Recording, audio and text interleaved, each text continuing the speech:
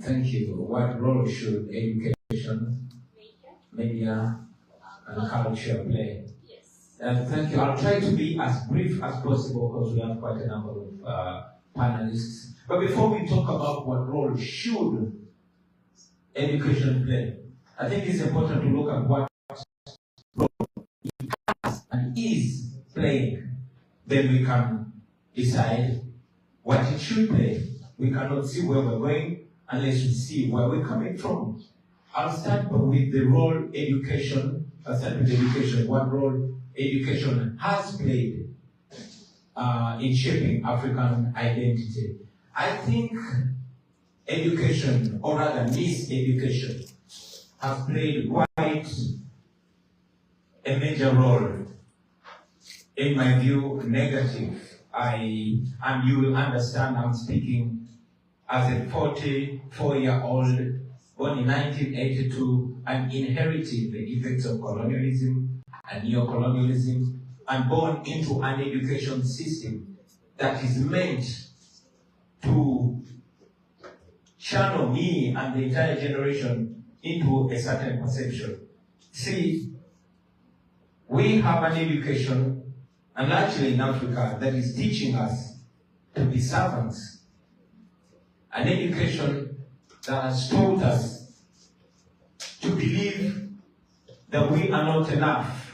I don't know how it is in Ghana or in other countries, but until high school we are told about the Canadian prairies, we are told about the traffic jam in New York City, we are talked about the history of America as far as 500, 1,000 years ago, but not talked about the history of Africa just 200-300 years ago, over time of land that has been deliberate.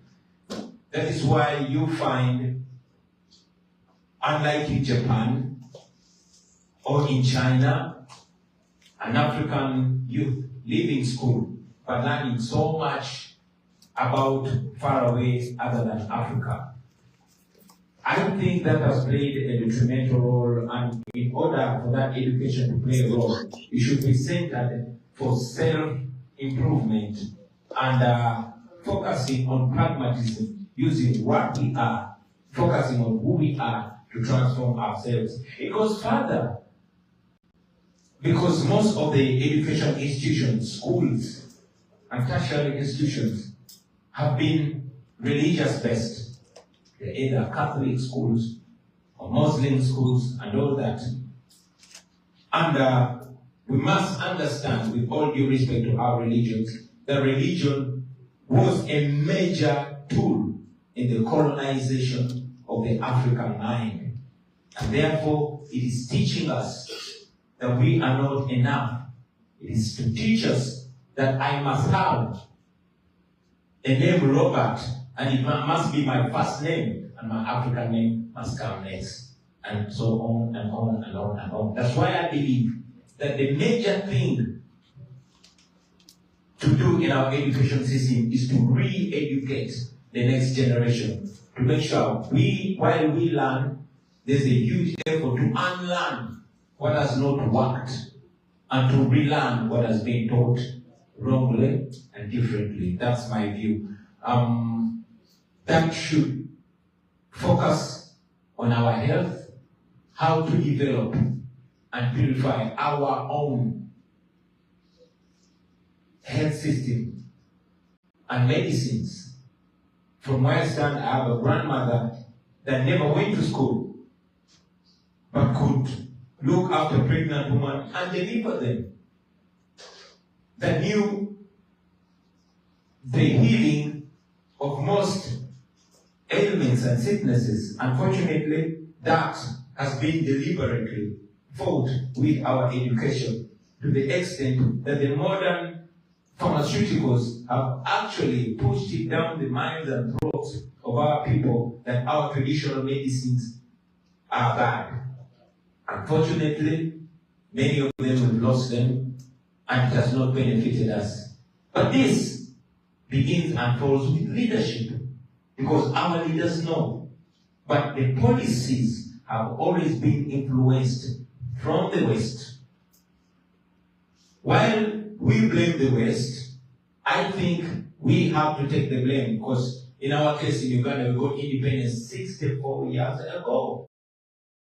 For president, our education was focusing on 4 major channels. That is the academics, yes, the arts, the athletics, and agriculture.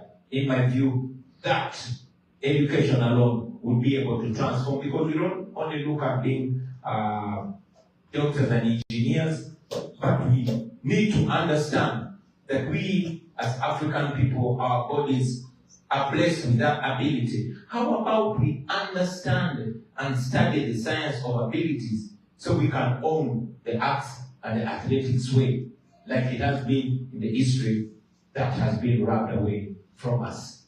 That is my view about education. Education, in order to shape our African identity, it has to be shaped in Africa, with African values and with an African agenda. Not teaching, not maintaining the colonial education. 64 years later, in many other countries like Ghana, you got independence way before us. But you will notice that our education still has elements of colonial education. Now, coming to media, the same way, because our media is largely controlled. The content seems many times to want to channel or to want to associate or assimilate with the West. That is what we in many ways define as fashionable and as cool. So that media also needs to be Afrocentric. I'm glad that Africans of today have social media, and we've been able to reshape the content with a little bit more African identity. I believe that is going to revolutionize our media other than centrally controlled media, which we have. The culture, I'm in agreement with Professor. I'm a student of culture.